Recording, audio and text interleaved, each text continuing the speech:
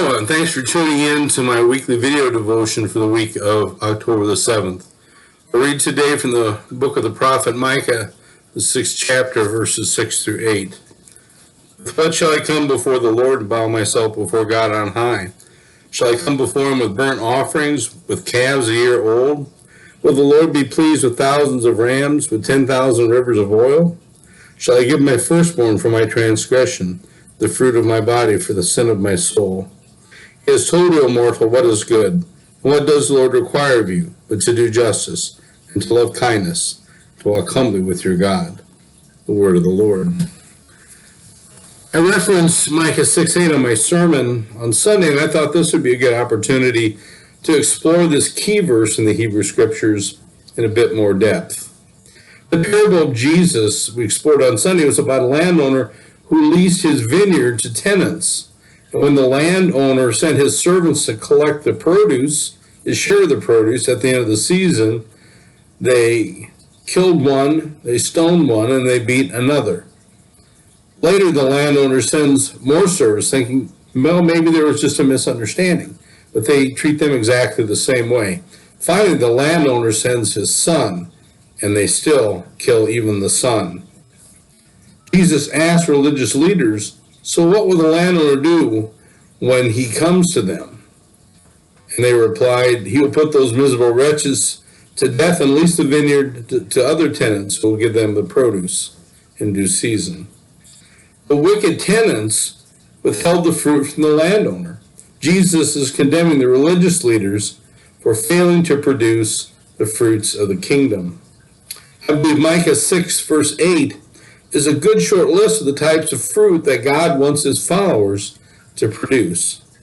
What does the Lord require of you but to do justice, and to love kindness, and to walk humbly with your God? Let's take a look at those three things. To do justice. When I think about justice, I think about treating people fairly. And I think about the law. God's law and human laws. We as a society have put certain laws in place for the betterment, for the good of all.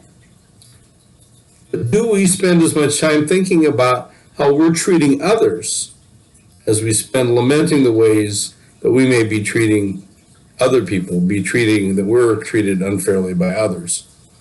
Second, to love kindness. Man, does our world ever need kindness right now? We're all under this tremendous stress because of the COVID-19 pandemic. Add to that the civil unrest in many of our cities, and the fact that we have elections that will be held in a month, and we have the perfect storm of frustrations. There are times when I get really frustrated because some of my friends have different political views, and if one of them isn't careful about how they say something, another friend will viciously attack them. I've seen that happen on both sides of the aisle. It seems we've forgotten how to agree to disagree. Just because I don't agree with someone's political views doesn't mean that I don't care about them. In fact, I like to learn why they have that opinion or that view, and sometimes after talking with them, it changes my point of view. And third, to walk humbly with your God.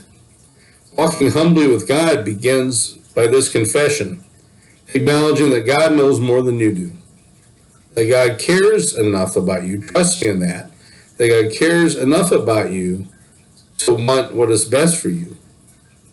Sometimes I've learned in my life, I just need to let go and to let God. Walking humbly with God means that you talk to God every day in prayer. God is never, ever too busy to listen. Remember the fruits that God wants you to produce. What does the Lord require of you but to do justice, and to love kindness, and to walk humbly with your God? Thanks for tuning in.